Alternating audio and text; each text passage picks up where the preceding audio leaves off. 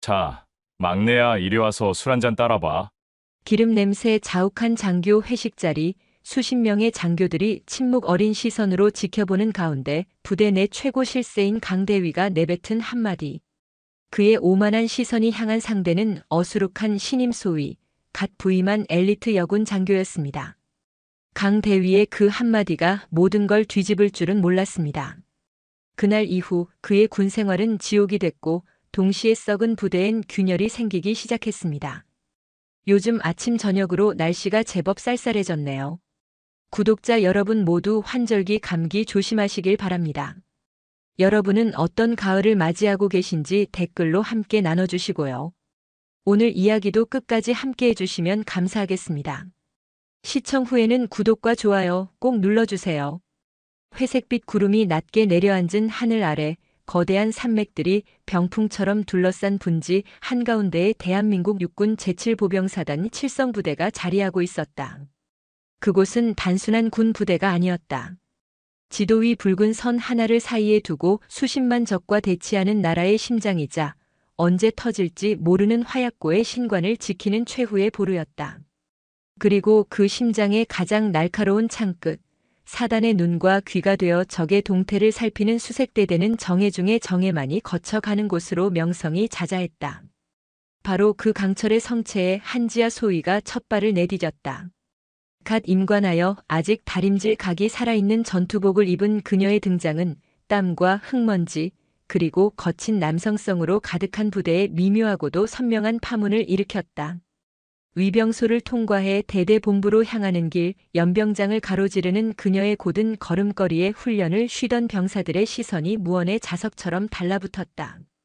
단정하게 묶어 올린 머리, 앳된 얼굴선과 흔들림 없는 맑은 눈동자.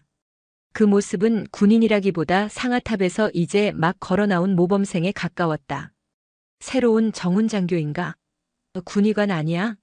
여긴 어쩐 일이지?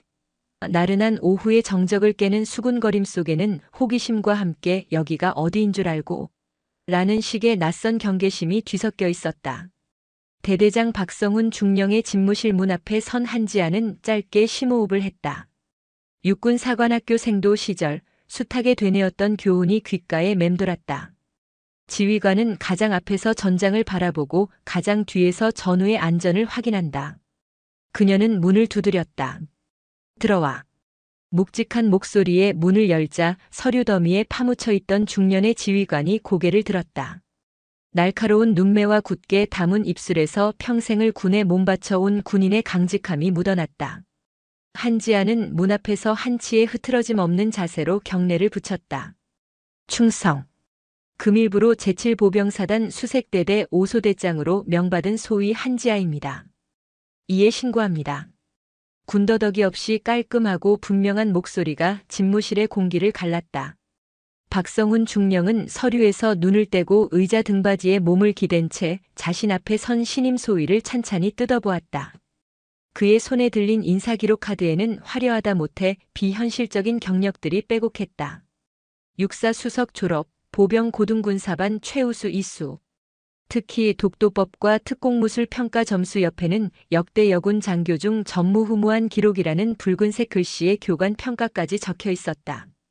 이론과 실무를 겸비한 그야말로 물건이 굴러들어온 셈이었다. 한 소위, 우리 부대에 온 걸 환영하네. 박 중령은 만족스러운 미소를 지으며 자리에서 일어났다. 자네 이력은 잘 봤어. 아주 훌륭하더군. 하지만 여긴 학교가 아니야. 알다시피 여긴 최전방이고 특히 우리 수색대대는 훈련 강도가 상상을 초월해. 서류 속 점수가 자네의 목숨을 지켜주진 않아. 잘 적응할 수 있겠나?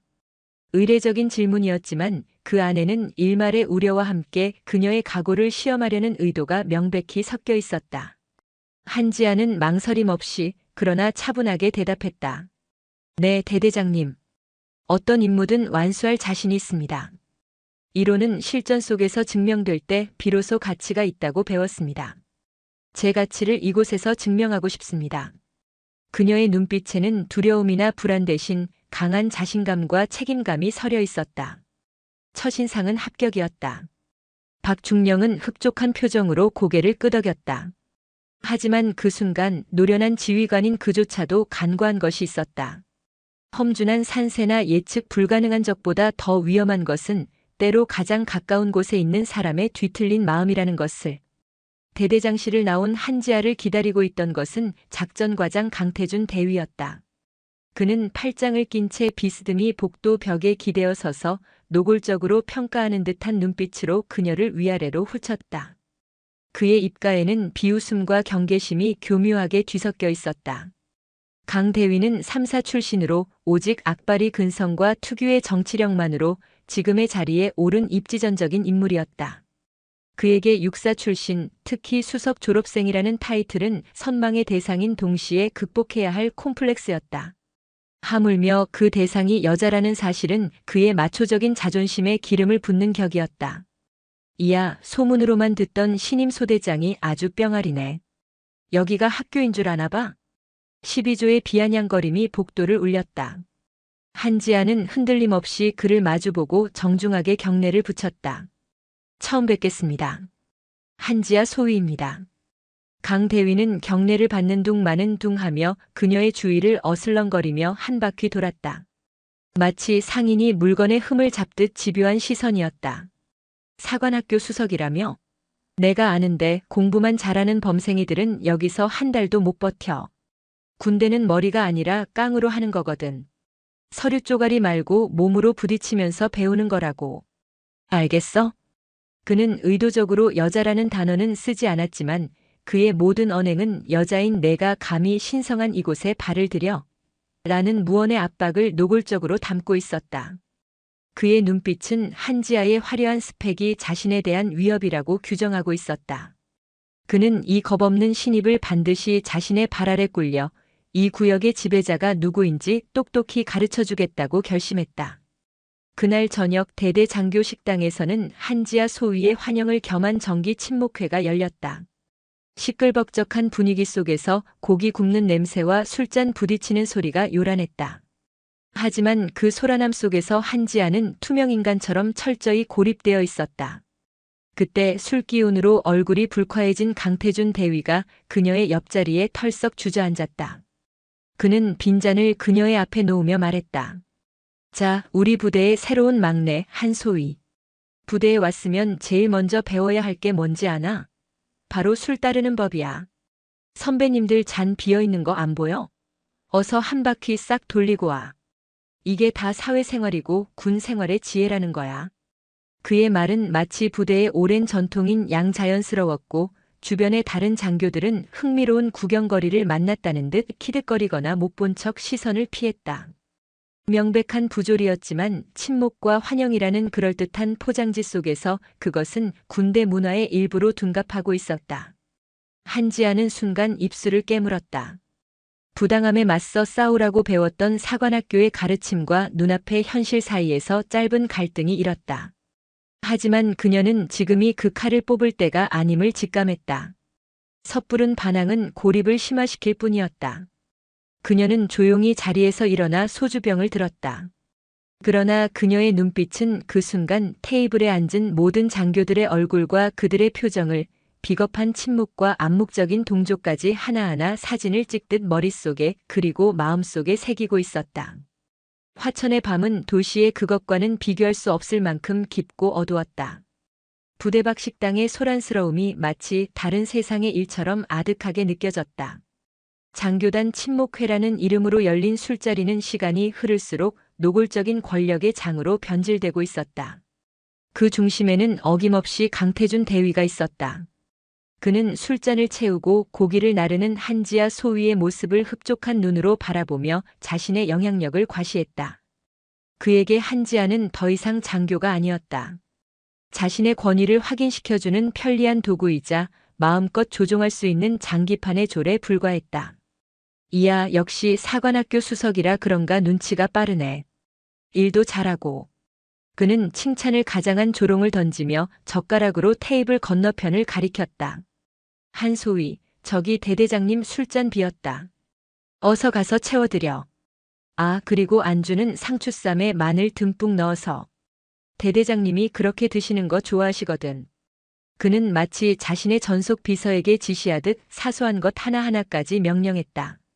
주변의 장교들은 강 대위의 비위를 맞추기 위해 덩달아 한마디씩 거들었다. 정보과장 김민준 중위는 불편한 기색이 역력했지만 부대 내 최고 실세인 강 대위의 말에 감히 토를 달 용기가 없었다. 그는 그저 어색하게 웃으며 술잔을 비울 뿐이었다. 그의 침묵은 결과적으로 강태준의 행동에 동조하는 것과 같았다. 한지아는 묵묵히 그들의 요구에 응했다. 하지만 그녀의 머릿속은 그 어느 때보다 냉철하게 돌아가고 있었다. 그녀는 강 대위의 말을 통해 대대장의 식성을 파악했고 다른 장교들의 대화 속에서 부대의 분위기와 각자의 성향 그리고 그들 사이의 역학관계를 분석했다. 그녀는 지금 이 순간을 굴욕이 아닌 정보 수집의 기회로 삼고 있었다. 누가 적이고 누가 방관자인지 그리고 누가 잠재적인 아군이 될 수 있는지를 가늠하고 있었다. 그녀의 침묵을 완전한 복종으로 오해한 강태준은 더욱 기고만장해졌다. 그는 한지아가 대대장의 잔을 채우고 돌아오자 이번에는 더 모욕적인 요구를 했다. 한소희는 술이 약한가 봐. 얼굴이 그대로네. 여군이라고 빼는 건 아니겠지? 군인이면 군인답게 마실 줄도 알아야지. 자, 여기 대선배님들이 따라주는 술이니까 원샷이다. 안 마시면 군 생활 힘들어지는 거 알지? 그는 자신의 잔에 소주를 가득 채워 그녀에게 내밀었다. 명백한 음주 강요였다. 주변의 시선이 다시 한번 그녀에게 집중되었다.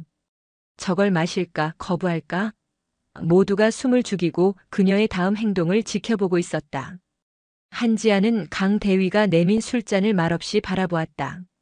찰나의 순간 그녀의 머릿속에서 수많은 생각들이 교차했다.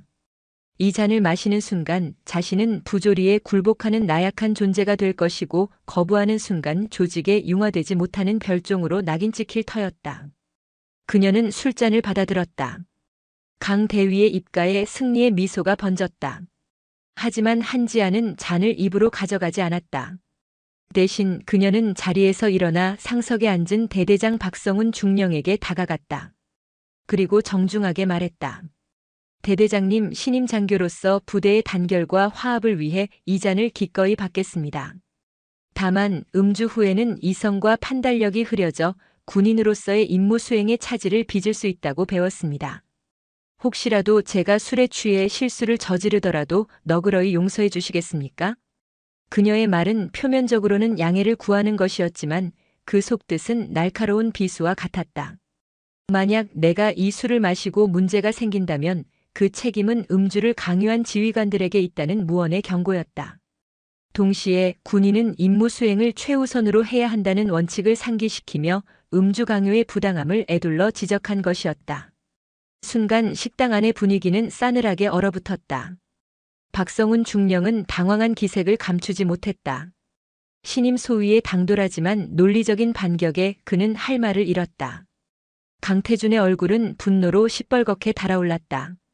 그는 자신의 의도가 완벽하게 간파당했다는 사실에 치욕을 느꼈다. 상황을 수습한 것은 박중령이었다. 허허, 한소희 말이 맞네. 군인은 늘 임무 수행이 최우선이지. 술은 즐길 만큼만 하는 게 좋아. 강요하지들 말게. 그는 어색하게 웃으며 상황을 무마했지만 그의 눈빛은 복잡하게 흔들리고 있었다. 술자리가 파하고 부대로 복귀하는 길 강태준은 분을 사귀지 못하고 길가의 돌멩이를 걷어찼다. 감히 나를 가르치려 들어? 그의 마음속에는 한지아에 대한 증오와 함께 정체를 알 수 없는 불안감이 싹트고 있었다. 그녀는 그가 지금까지 상대해왔던 어수룩한 신참들과는 차원이 달랐다. 그녀는 결코 만만한 상대가 아니었다. 그는 결심했다. 앞으로는 더 교묘하고 확실한 방법으로 그녀가 2번 다시는 기어오르지 못하도록 철저하게 짓밟아주겠다고. 침묵회 다음 날 수색대대의 아침은 언제나처럼 팽팽한 긴장감 속에서 시작되었다. 하지만 한지아 소위와 강태준 대위 사이에는 전날 밤의 사건으로 인해 보이지 않는 냉기가 흐르고 있었다. 강 대위는 자신의 공개적인 망신이 모두 한지아 때문이라고 생각하며 복수의 칼날을 갈고 있었다. 그는 더 이상 술자리 같은 비공식적인 자리에서 그녀를 건드리지 않기로 했다. 대신 그는 업무라는 가장 합법적이고 누구도 이의를 제기할 수 없는 폭력을 사용하기로 마음먹었다. 그의 첫 번째 공격은 서류 작업이었다. 작전 과장인 그는 대대 내 모든 작전 계획과 훈련 결과 보고서를 총괄하고 있었다. 그는 산더미 같은 서류 뭉치를 한지아의 책상 위에 던지듯 내려놓았다. 한소위, 이거 어제까지 마무리했어야 할 서류들인데 내가 바빠서 깜빡했네. 자네가 오늘 중으로 좀 처리해줘. 사관학교 수석이라며? 이 정도는 껌이겠지. 아, 그리고 이건 대대장님께서 특별히 지시하신 사항이니 다른 업무보다 최우선으로 처리하도록. 마지막 말은 명백한 거짓말이었다. 하지만 소위인 그녀가 대대장의 지시를 일일이 확인할 방법은 없었다. 그것은 명백한 월권행위였다. 소대장인 그녀에게는 당장 처리해야 할 소대원들의 신상 파악과 교육 훈련 준비, 장비 점검이라는 주 임무가 있었다. 하지만 강 대위는 긴급한 작전 관련 업무와 대대장 지시사항이라는 거부할 수 없는 명분을 내세워 그녀를 압박했다. 한지아는 아무 말 없이 서류 뭉치를 받아들었다. 그가 어떤 의도로 이러는지 뻔히 알았지만 섣불리 반발하는 것은 그의 계략에 말려드는 것과 같았다. 그녀는 그날 밤 잠을 줄여가며 자신의 소대 업무와 강 대위가 떠넘긴 서류 작업을 모두 완벽하게 처리해냈다. 다음 날 아침 그녀가 밤새워 작성한 보고서를 제출했을 때 강 대위의 얼굴에는 당혹감이 스쳐 지나갔다. 그는 보고서를 훑어보지도 않고 트집을 잡기 시작했다. 이게 보고서야? 글씨체는 왜 이 모양이고 줄 간격은 왜 제멋대로야? 군대에서 보고서 쓰는 법도 안 배웠나? 다시 해와. 그의 지적은 터무니없었다. 보고서는 군 규정에 명시된 양식에 따라 한치의 오차도 없이 작성되어 있었다. 문제는 내용이 아니라 보고서를 제출한 사람이 한지아라는 사실 그 자체였다. 괴롭힘은 여기서 그치지 않았다. 그는 훈련장에서 사사건건 그녀의 소대를 걸고 넘어졌다. 한소위 소대는 왜 이렇게 동작이 굼떠? 소대장이 정신을 못 차리니 소대원들까지 저 모양이지. 전원 완전 군장하고 연병장 열바퀴. 그는 모든 소대원들이 보는 앞에서 그녀의 리더십을 깎아내리고 인격을 모독했다. 하지만 한지아는 흔들리지 않았다. 그녀는 소대원들에게 미안하다. 나의 부덕함으로 여러분을 고생시키는구나. 하지만 이 또한 훈련의 일부다. 더 강해지기 위한 과정이라고 생각하자. 라며 오히려 그들을 다독였다. 그녀의 진심 어린 모습에 소대원들은 부당한 지시에 분노하면서도 소대장을 위해 더욱 이를 악물었다. 그녀의 소대는 역설적으로 대대 내에서 가장 단합이 잘 되고 전투력이 뛰어난 소대로 거듭나고 있었다. 그러던 중 한지아의 소대에 이등병 하나가 새로 전입해왔다. 도시에서 곱게 자란 듯 유난히 훈련을 힘들어하고 밤마다 부모님 생각에 눈물 찢는 여린 청년이었다. 강태준은 그 병사를 한지아를 공격할 또 다른 도구로 이용하기로 했다. 그는 의도적으로 그 이등병을 지목해 저런 정신 상태로 전쟁 나면 총이나 제대로 쏠 수 있겠나? 한소위, 소대원 관리 제대로 안 하나? 라며 공개적으로 망신을 주었다. 그날 밤 한지아는 혼자 초소 근무를 서고 있던 그 이등병을 찾아갔다. 그리고 따뜻한 캔커피를 건네며 조용히 그의 옆에 앉았다. 그녀는 섣부른 위로나 충고 대신 자신의 이야기를 들려주었다. 처음 사관학교에 입교했을 때의 두려움, 힘든 훈련을 이겨냈던 경험, 그리고 군인이 되겠다고 결심했던 이유. 그녀의 진솔한 이야기에 이등병은 조금씩 마음을 열기 시작했고 이내 참았던 눈물을 터뜨렸다. 한지아는 그의 어깨를 말없이 다독여 주었다. 그날 이후 이등병은 눈에 띄게 달라졌다. 그녀의 진심이 한 병사의 마음을 움직인 것이다. 이러한 변화는 강태준 대위를 더욱 초조하게 만들었다. 짓밟으려 할수록 더욱 단단해지는 한지아의 모습에 그는 참을 수 없는 분노와 위기감을 느꼈다. 그는 이제 더 이상 간접적인 괴롭힘으로는 그녀를 무너뜨릴 수 없다고 판단했다. 그는 그녀의 군 생활에 치명적인 오점을 남길 수 있는 더 위험하고 교활한 덫을 놓기로 결심했다. 강태준 대위의 마음속에서 자라난 음모는 칠성부대 전체가 주목하는 중요한 훈련을 무대로 구체화되기 시작했다. 매년 가을에 실시되는 대항군 침투 및 경멸 훈련은 사단의 모든 부대가 참가하여 실전과 같은 상황 속에서 전투력을 검증받는 가장 큰 규모의 훈련이었다. 이 훈련의 성패는 대대의 명예는 물론 대대장 박성훈 중령의 진급까지 달려있을 만큼 그 무게가 남달랐다. 강태준은 바로 이 훈련을 자신의 계략을 실행할 완벽한 무대로 선택했다. 그는 작전 과장으로서의 권한을 10분 활용했다. 훈련 계획을 수립하는 회의에서 그는 교묘하게 지도를 조작하고 허위 정보를 흘려 특정 지역의 중요성을 과장하기 시작했다.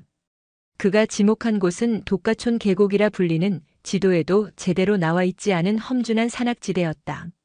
과거 6.25 전쟁 당시 빨치산의 소굴이었고 이후 수십 년간 사람의 발길이 끊겨 맹수와 독사가 들끓는다는 소문만 무성한 곳이었다. 최근 첩보에 따르면 이번 훈련에서 대항군 주력 부대가 이 독가촌 계곡에 비밀 지휘소를 설치할 가능성이 매우 높습니다. 이곳을 먼저 장악하고 적 지휘부를 무력화시키는 부대가 이번 훈련의 승패를 결정짓는 핵심적인 역할을 하게 될 것입니다. 그의 주장은 그럴듯했지만 사실은 전부 그가 꾸며낸 거짓말이었다. 그는 대항군 지휘부가 정반대 방향의 안전한 곳에 설치될 것이라는 정보를 이미 입수하고 있었다. 독가촌 계곡은 그야말로 텅 빈 함정이었던 셈이다. 그의 계획은 간단했다. 한지아의 소대에게 이 위험하고 아무것도 없는 계곡을 수색하라는 성공 가능성이 0에 수렴하는 임무를 부여하는 것이었다. 만약 그녀가 임무에 실패하면 경험 부족과 상황 판단 미숙이라는 죄를 뒤집어 씌워 문책하고 만에 하나 험준한 지형에서 사고라도 당한다면 그것이야말로 그가 바라는 최상의 시나리오였다. 훈련 계획 브리핑 날 강태준은 대대장과 모든 참모들이 모인 자리에서 마치 한지아를 배려하는 척하며 입을 열었다. 이번 훈련에서 가장 중요하고 명예로운 임무는 우리 대대의 자랑인 한지아 소위의 5소대에게 맡기는 것이 어떻겠습니까? 사관학교 수석의 뛰어난 능력을 마음껏 펼칠 좋은 기회가 될 것입니다. 모두의 기대가 큰 만큼 실수 없이 잘 해내리라 믿습니다. 그의 말에는 격려를 가장한 아기가 번들거리고 있었다. 몇몇 장교들은 독가촌 계곡의 위험성을 알기에 고개를 갸웃했지만 작전 과장의 확신에 찬 설명과 최정예인 5소대에게 기회를 주자는 명분 앞에 감히 이의를 제기하지 못했다. 대대장 박성훈 중령 역시 강 대위의 완벽한 브리핑과 한지아의 능력을 시험해보고 싶은 마음에 별다른 의심 없이 계획을 승인했다. 브리핑이 끝나고 한지아는 강 대위로부터 작전 지도를 건네받았다. 지도 위 붉은색으로 표시된 독가촌 계곡은 마치 불길한 뱀처럼 구불거리며 그녀를 노려보고 있었다. 그녀는 강 대위의 눈빛에서 스쳐 지나가는 비열한 미소를 놓치지 않았다. 그녀는 직감했다. 이것은 단순한 훈련 임무가 아니었다. 자신을 겨냥해 정교하게 설계된 덫이자 군인으로서의 명예와 소대원들의 목숨을 걸어야 하는 독이 든 성배라는 것을. 그날 밤 한지아는 소대원들을 집합시켰다. 그녀는 임무의 위험성을 솔직하게 설명했다. 이번 임무는 우리에게 주어진 가장 어려운 시련이 될 것이다. 하지만 나는 여러분을 믿는다. 그리고 나 또한 여러분의 목숨을 지키기 위해 최선을 다할 것이다. 이것은 단순한 훈련이 아니다. 우리의 명예와 자존심이 걸린 진짜 전쟁이다. 살아남고 그리고 반드시 이기자. 그녀의 비장한 각오에 소대원들의 눈빛이 뜨겁게 타올랐다. 그들은 이미 알고 있었다. 소대장이 부당한 표적이 되고 있다는 것을. 그리고 그들은 기꺼이 그녀와 함께 이 부당한 전쟁에 뛰어들기로 결심했다. 이제 주사위는 던져졌다. 칠성부대 수색대대의 모든 눈과 귀가 아무것도 모른 채 독가촌 계곡으로 향하게 될 터였다. 그곳에서 한지아와 그녀의 소대원들은 자신들의 운명을 건 처절한 사투를 시작해야만 했다. 독가촌 계곡은 이름처럼이나 음험한 기운을 내뿜고 있었다. 수십 년간 사람의 발길이 끊긴 채 원시림처럼 우거진 숲은 대낮에도 어두컴컴했고 발밑에서는 축축한 낙엽 썩는 냄새가 올라왔다. 훈련 시작과 동시에 한지아 소위는 소대원들을 이끌고 지도에도 없는 길을 개척하며 계곡 깊숙이 침투했다. 강태준 대위의 의도가 무엇인지 명확했지만 그녀에게는 두려움보다 반드시 임무를 완수해야 한다는 책임감이 앞섰다. 그녀는 이번 훈련을 위기가 아닌 기회로 만들기로 결심했다. 강 대위의 오만한 예상을 깨고 누구도 해내지 못한 성과를 통해 자신의 능력을 증명해 보일 절호의 기회라고 생각했다. 그녀는 단순히 함정 속으로 걸어 들어가지 않았다. 출발 전 그녀는 며칠 밤을 새워가며 군사 위성 사진과 과거 작전 기록, 심지어 부대 도서관에 먼지 쌓인 채 꽂혀있던 6.25 전쟁 회고록까지 뒤져 독가촌 계곡의 모든 것을 분석했다. 그녀는 강태준이 간과한 사실 하나를 발견했다. 독가촌 계곡은 대항군이 숨기에는 최악의 장소였지만 반대로 대항군의 주력 부대가 집결할 정반대편 지역으로 침투할 수 있는 유일하고 가장 은밀한 루트였던 것이다. 강태준은 그녀를 고립시키기 위해 계곡을 선택했지만 그녀는 그 계곡을 적의 심장부로 파고드는 비수로 활용하기로 역발상했다. 그녀의 지휘는 막힘이 없었다. 소대원들에게 정확한 침투 경로를 지시하고 예상 매복 지점에서는 한치의 오차도 없이 경계 태세를 갖추었다. 그녀의 뛰어난 독도법과 냉철한 판단력에 소대원들은 절대적인 신뢰를 보냈다. 한편 대대 지휘 통제실에서는 강태준 대위가 초조하게 작전 상황판을 지켜보고 있었다. 그는 한지아 소대의 무전이 두절되고 길을 잃고 헤매는 보고가 들어오기만을 기다리고 있었다. 멍청한 계집애, 지금쯤이면 울면서 구조 요청이나 하고 있겠지. 그는 비열한 미소를 지으며 자신의 계획이 성공했음을 확신하고 있었다. 하지만 그의 예상과 달리 한지아의 소대는 독가촌 계곡을 유유히 통과해 대항군의 배후로 접근하고 있었다. 그리고 마침내 그녀의 예측대로 대항군 주력 부대가 경계도 없이 휴식을 취하고 있는 집결지를 발견했다. 그곳에는 대항군 연대장을 비롯한 지휘부가 모두 모여 있었다. 보고합니다. 여기는 5소대 현재 적 지휘부의 위치를 파악했다. 반복한다. 적 지휘부의 위치를 파악했다. 지지직거리는 무전기 너머로 들려온 한지아의 맑고 또렷한 목소리에 지휘 통제실의 모든 장교들이 숨을 죽였다. 강태준의 얼굴은 하얗게 질렸다. 뭐라고? 그게 무슨 소리야? 거긴 독가촌 계곡이 아니잖아. 그는 믿을 수 없다는 듯 소리쳤다. 무전기 너머로 한지아의 침착한 보고가 계속되었다. 독가촌 계곡을 통해 적 배후로 침투 성공. 현재 대항군은 경계가 매우 허술. 지금 즉시 기습 공격을 감행하면 최소한의 피해로 적 지휘부를 무력화시킬 수 있을 것으로 판단됨. 공격 허가를 요청한다.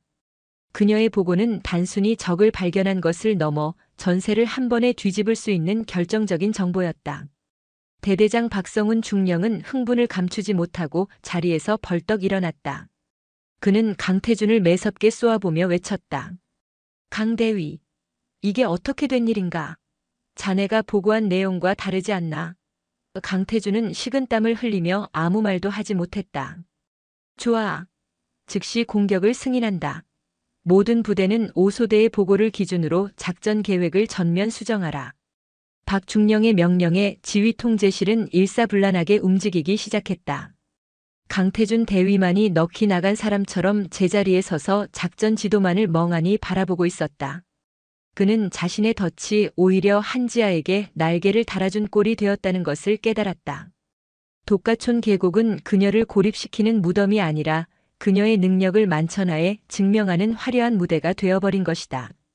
그날의 훈련은 한지아 소대의 혁혁한 공으로 칠성부대 창설 이래 가장 완벽한 승리로 기록되었다. 그녀는 대항군 연대장을 생포하는 전과를 올렸고 독가촌의 여우라는 새로운 별명을 얻게 되었다. 훈련 강평 시간에 사단장은 모든 지휘관들이 보는 앞에서 직접 그녀의 어깨에 표창을 달아주며 극찬을 아끼지 않았다. 한 소위의 창의적인 작전과 용기 있는 결단이 이번 훈련을 승리로 이끌었다. 모든 장교들은 고정관념에서 벗어나 한 소위처럼 생각하고 싸우는 법을 배우도록.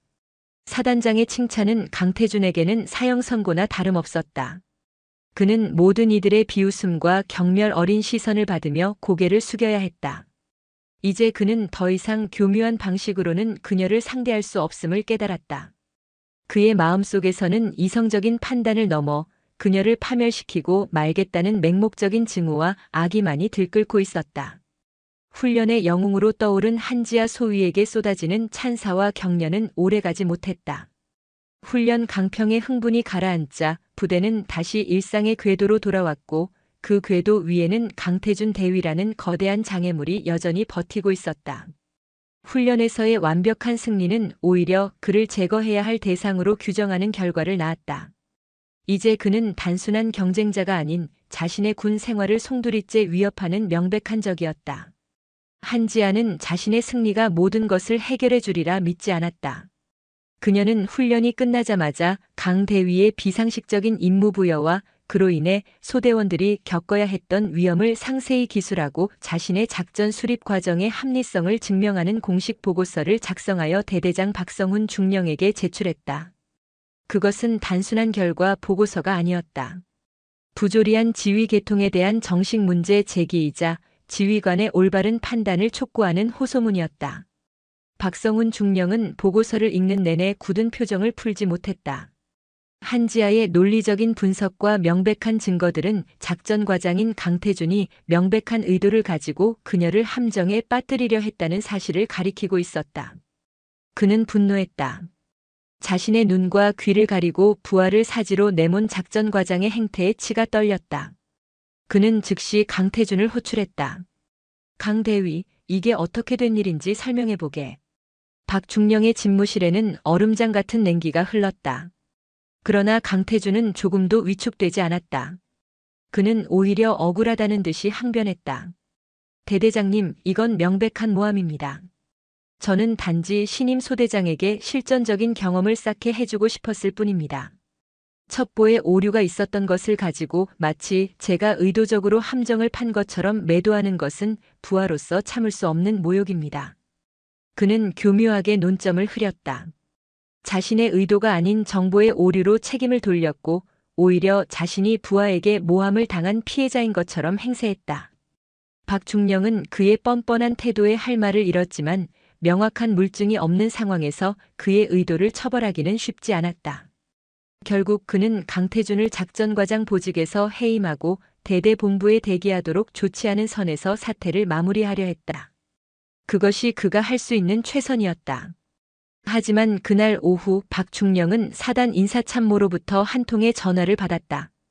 인사참모는 강 대위와 동양 출신의 막역한 사이였다. 박중령, 듣자 하니 작전과장 문제로 시끄럽다던데. 강 대위가 의욕이 넘치다 보니 좀 과하게 한 모양이야. 그래도 부대 발전을 위해 열심히 하던 친구인데 너무 몰아세우지 말고 좋게 해결하는 게 어떻겠나?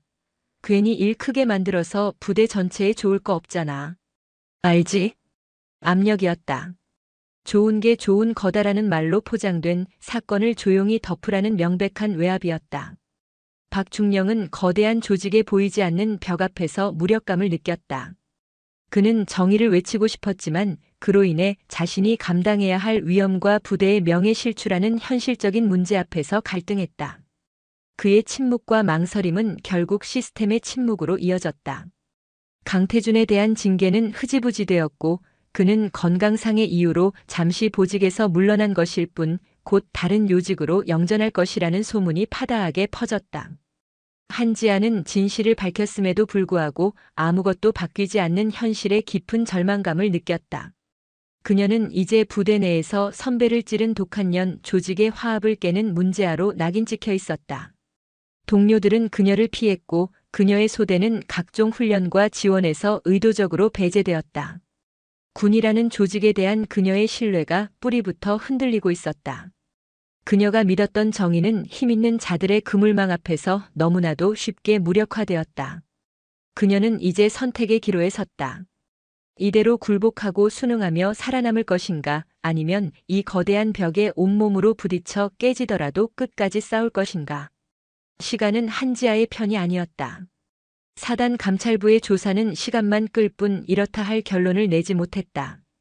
보직 해임된 강태준 대위는 근신 처분을 받았지만 여전히 부대 내에서 영향력을 행사하며 자신에게 동조하는 이들을 통해 한지아를 고립시켰다.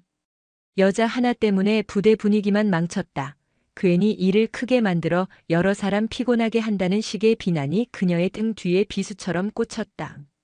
대대장 박성훈 중령은 그녀를 보호하려 애썼지만 사단 지휘부의 소극적인 태도와 부대 내에 보이지 않는 압력 앞에서 그가 할 수 있는 일은 많지 않았다. 한지아는 깨달았다.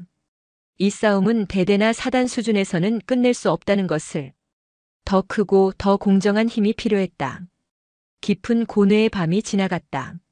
그녀는 군인이 되기로 결심했던 순간부터 가슴에 품어왔던 신념을 떠올렸다. 법과 원칙, 그리고 시스템에 대한 믿음. 그녀는 이 믿음을 마지막으로 시험해보기로 결심했다. 그녀는 군 법무실을 찾아가 관련 규정을 모조리 뒤졌다. 그리고 군인 복무기본법에 명시된 상관의 부당한 지시에 대한 이해, 제기 및 소원 제출권이라는 조항을 발견했다. 그것이 그녀가 기댈 수 있는 마지막 동아줄이었다. 그녀는 그동안 기록해왔던 모든 자료를 정리했다. 강태준 대위의 부당한 지시가 담긴 업무일지, 회식 자리에서의 모욕적인 발언을 기록한 메모, 훈련 계획의 불합리성을 지적한 분석 자료, 그리고 자신의 명예를 회복하기 위해 작성했던 보고서까지. 모든 증거는 날짜와 시간, 목격자의 이름까지 명확하게 기록되어 있었다. 그녀를 지지했던 김민준 중위는 처음에는 보복을 두려워하며 망설였지만 결국 양심의 가책을 이기지 못하고 사실 확인서에 서명해 주었다. 한지아는 이것들을 첨부하여 한 통의 진정서를 작성했다. 수신인은 육군본부 감찰실장이었다. 군 내부의 공식적인 최상위 소원수리 채널이었다. 동기들은 무모한 짓이라며 그녀를 말렸다. 그러다 너만 다쳐. 그냥 참아. 어차피 시간 지나면 다 잊혀질 거야. 하지만 그녀는 흔들리지 않았다. 이것이 내가 배운 군인 정신이다. 시스템이 죽었다면 내 손으로 그것이 살아있음을 증명하겠다. 진정서를 발송한 날 밤 그녀는 아버지에게 전화를 걸었다. 그녀의 아버지는 삼성 장군으로 예편한 한진우 예비역 중장이었다. 현역 시절 그는 누구보다 강직하고 청렴한 성품으로 모든 이의 존경을 받는 참군인의 표상이었다. 그는 현재 국방 관련 연구소에서 조용히 연구 활동에 매진하고 있었다. 아버지, 저 지아입니다. 그래, 딸. 목소리가 무겁구나. 무슨 일 있느냐? 그녀는 그동안의 일을 모두 털어놓지 않았다. 다만 군 생활 중 겪는 어려움을 해결하기 위해 육군본부에 정식으로 진정서를 제출했다는 사실만을 담담하게 알렸다. 저는 제가 배운 대로 군의 공식적인 절차를 통해 문제를 해결하려 합니다. 그 과정이 얼마나 힘들고 외로운 길이 될지 각오하고 있습니다. 다만 아버지께서는 제 선택이 틀리지 않았다고 끝까지 지지해 주셨으면 합니다. 그녀는 아버지의 힘을 빌리려는 것이 아니었다. 그저 자신의 신념에 대한 지지를 받고 싶었을 뿐이었다. 전화기 너머의 아버지는 한동안 말이 없다가 낮은 목소리로 말했다. 지아야. 군인은 때로 가장 외로운 자리에서 가장 어려운 결정을 해야만 한다. 정의를 지키는 길은 언제나 가시밭길이었지. 아비는 내가 그 길을 선택한 것이 자랑스럽다. 군은 스스로 정화할 능력이 있는 조직이다. 내가 그 능력을 일깨우는 방아쇠가 될 것이다. 어떤 결과가 나오든 너는 군인으로서 가장 자랑스러운 일을 한 것이다. 잊지 마라. 너는 혼자가 아니다. 아버지의 한마디에 그녀는 다시 한번 용기를 얻었다. 한지아의 진정서는 거대한 육군 조직의 수많은 서류 더미 속으로 조용히 사라지는 듯 보였다. 며칠이 지나도 아무런 소식이 없었다. 부대 내에서 그녀의 입지는 점점 더 좁아졌고 강태준 대위는 곧 다른 부대로 전출 가는 형식으로 사실상 징계를 피해가게 될 것이라는 소문까지 돌았다. 그녀는 점점 지쳐갔다. 자신의 믿음이 어리석었던 것은 아닐까 하는 회의감이 들었다. 하지만 그녀가 보낸 편지는 사라지지 않았다. 육군본부 감찰실에 도착한 그녀의 진정서는 그 논리정연함과 방대한 증거 자료 덕분에 실무장교의 눈에 띄어 접수되었다. 그리고 며칠 후 그 서류는 마침내 감찰실장인 이성훈 소장의 책상 위에 오르게 되었다. 이성훈 소장은 육군 내에서 원칙과 소신을 지키기로 유명한 인물이었다. 그는 한지아의 아버지인 한진우 예비역 중장이 현역 시절 아끼던 후배이기도 했다. 그는 진정서 표지에 적힌 한지아라는 이름을 보고 잠시 생각에 잠겼다. 그 호랑이 같던 장군님의 따님인가? 그는 한진우 장군의 딸이라는 사실에 주목한 것이 아니었다. 오히려 그는 그런 강직한 군인의 딸이 목숨을 걸고 이런 진정서를 냈다면 그 안에는 반드시 외면해서는 안 될 진실이 담겨 있을 것이라고 확신했다. 그는 밤늦게까지 서류를 읽고 또 읽었다. 한 신임 장교가 겪었을 부조리와 모멸감, 그리고 거대한 조직의 벽 앞에서 느꼈을 절망감이 행간마다 처절하게 묻어나왔다. 이것은 단순히 한두 사람의 문제가 아니었다. 군 조직 전체에 퍼져 있는 병폐의 단면을 보여주는 심각한 사건이었다. 특히 사단 감찰부가 사건을 축소, 은폐하려 한 정황은 결코 묵과할 수 없는 일이었다. 그는 이 사건을 군 개혁의 신호탄으로 삼기로 결심했다. 며칠 후 칠성부대에는 날벼락 같은 소식이 전해졌다. 육군본부 감찰실에서 전투부대 지휘 실태 및 복무 환경 개선을 위한 특별 직무 감찰을 실시한다는 공문이 하달된 것이다. 감찰 대상은 오직 제7보병사단, 그 중에서도 수색대대가 핵심이었다. 이것은 매우 이례적인 일이었다. 통상적인 감찰이 아닌 육군본부에서 직접 칼을 빼들고 특정 부대를 겨냥한 것이다. 감찰단은 이성훈 소장이 직접 신임하는 베테랑 수사관들로 꾸려졌고 단장은 강직하기로 소문난 전성민 대령이 맡았다. 감찰단이 부대에 들이닥친 날 사단 전체가 공포에 휩싸였다. 그들은 도착하자마자 대대장실과 작전과 사무실의 모든 서류와 컴퓨터를 압수했다. 그리고 계급 고하를 막론하고 모든 장병들을 대상으로 1:1 비공개 면담을 시작했다. 감찰단의 서슬 퍼런 기세에 그동안 침묵하던 이들이 하나둘씩 입을 열기 시작했다. 강태준 대위에게 당했던 다른 피해자들의 증언이 쏟아져 나왔고 그를 비호했던 다른 장교들의 이름도 거론되었다. 한지아 소위의 진정서는 그동안 수면 아래에 잠겨있던 모든 부조리를 터뜨리는 기폭제가 된 것이다. 강태준은 사태가 자신에게 불리하게 돌아가자 자신의 연주를 총동원해 압력을 행사하려 했지만 육군본부에서 직접 내려온 감찰단 앞에서는 아무 소용이 없었다. 그가 믿었던 견고한 그들만의 성은 모래성처럼 허무하게 무너져 내리고 있었다. 면담실에 불려 들어간 그는 전성민 대령의 집요한 추궁 앞에서 처음에는 혐의를 부인했지만 한지아가 제출한 증거 자료와 동료들의 증언이 눈앞에 제시되자 이내 무너져 내렸다. 그의 오만했던 얼굴은 식은땀과 공포로 뒤범벅이 되었다. 육군본부 감찰단의 조사는 한치의 오차도 없이 냉정하고 신속하게 진행되었다. 한지아 소위가 제출한 증거는 결정적이었고 뒤이어 쏟아진 내부 증언들은 강태준 대위의 혐의를 입증하기에 충분했다. 조사 결과 그는 한지아에 대한 가혹 행위와 명예훼손뿐만 아니라 과거 근무지에서도 유사한 형태로 부하들을 괴롭혀왔다는 사실이 드러났다. 심지어 군수 물자를 사적으로 유용한 정황까지 포착되었다. 사건은 일개 장교의 일탈을 넘어 군 조직의 기강 해이와 감독 시스템의 부재를 보여주는 총체적 부실의 증거가 되었다. 사건의 파장은 걷잡을 수 없이 커졌다. 육군 참모총장은 조사 결과에 대노했고 지휘 고하를 막론하고 관련자 전원을 엄중히 문책하라고 지시했다. 가장 먼저 칼날을 맞은 것은 강태준 대위였다. 그는 모든 직위에서 해제된 채 헌병에 구속되었다. 그를 비호하거나 사건을 은폐하려 했던 사단 지휘부의 장교들 역시 줄줄이 징계위원회에 회부되었다. 대대장 박성훈 중령은 징계위원회에 출석했다. 그는 비록 강 대위의 비행에 직접 가담하지는 않았지만 부하를 제대로 지휘 감독하지 못하고 사태를 초기에 수습하지 못한 지휘 책임을 피할 수 없었다. 그는 위원들 앞에서 깊이 고개를 숙였다. 저는 지휘관으로서 부하를 지키지 못했습니다. 저의 무능과 나약함이 부대를 병들게 했습니다. 어떤 처벌도 달게 받겠습니다. 그의 군 생활은 사실상 그날로 끝난 것이나 다름없었다. 강태준 대위는 군사재판에 넘겨졌다.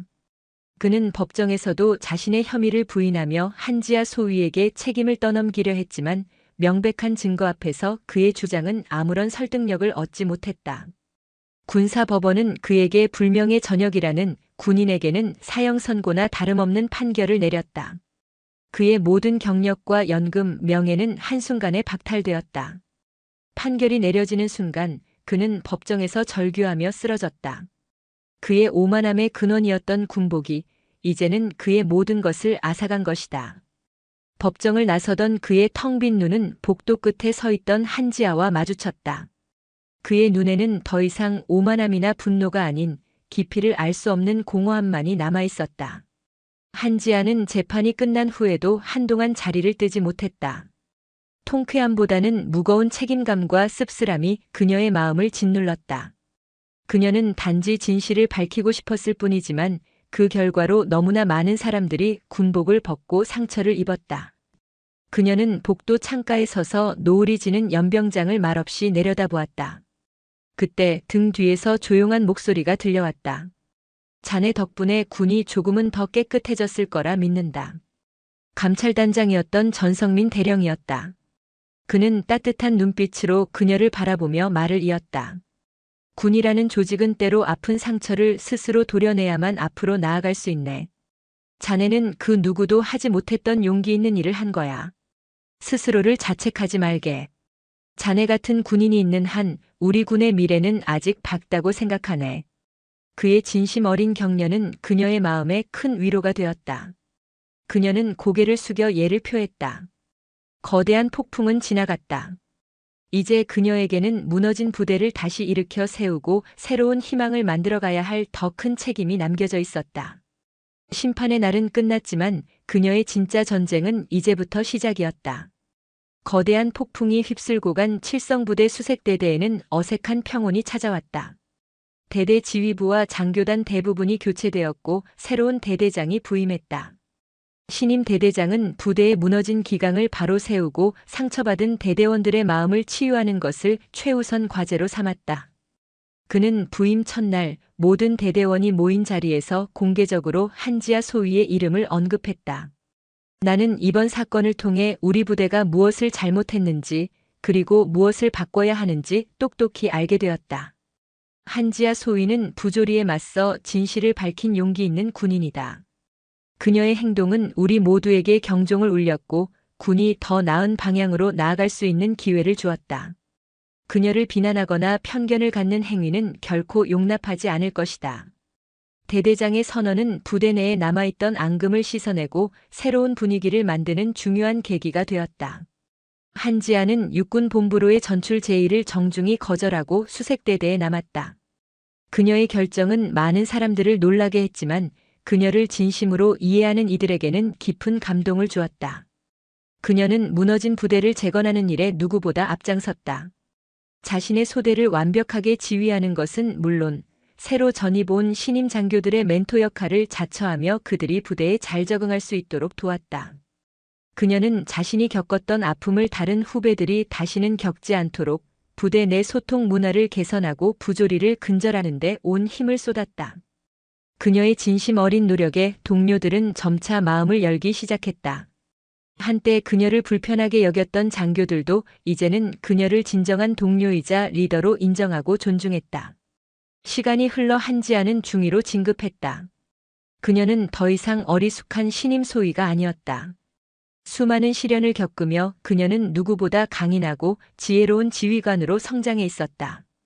그녀는 대대에서 가장 어려운 임무를 도맡아 완벽하게 처리했으며 그녀의 이름은 칠성부대를 넘어 군 전체의 유능한 여군 장교의 대명사로 알려지기 시작했다. 어느 맑은 가을날 그녀는 후배 장교들을 교육하기 위해 육군 교육사령부를 방문했다. 그곳에서 그녀는 우연히 한 사람과 마주쳤다. 군복 대신 사복을 입은 몇 년 전보다 훨씬 더 나이가 들어 보이는 박성훈 전 대대장이었다. 그는 중징계를 받은 후 다른 부대로 전출 갔다가 조용히 전역했고 지금은 작은 방위산업체에서 일하고 있다고 했다.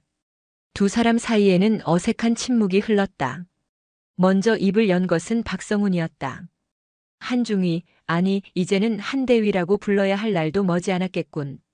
그동안 미안했네. 나는 지휘관으로서 자네를 지켜주지 못했어. 조직의 안위를 핑계로 한 군인의 정의로운 목소리를 외면했지. 내 용기가 부족했네. 그의 목소리에는 깊은 회한이 묻어 있었다. 한지아는 담담하게 대답했다. 아닙니다. 지휘관의 자리가 얼마나 무겁고 외로운지 이제는 조금 알 것 같습니다. 그때는 누구에게나 힘든 시간이었습니다. 부디 건강하십시오. 짧은 대화였지만 그 안에는 많은 의미가 담겨 있었다. 그것은 용서라기보다 각자의 자리에서 자신의 삶을 책임지고 살아가는 두 어른의 덤덤한 인사였다. 교육을 마치고 부대로 복귀하는 차 안에서 한지아는 깊은 생각에 잠겼다. 그녀는 깨달았다. 진정한 강함은 누군가를 쓰러뜨리는 것이 아니라 쓰러진 자리에서 다시 일어나 앞으로 나아가는 용기라는 것을. 그녀는 자신을 넘어뜨렸던 시련을 이제는 자신을 더 단단하게 만든 디딤돌로 받아들일 수 있게 되었다.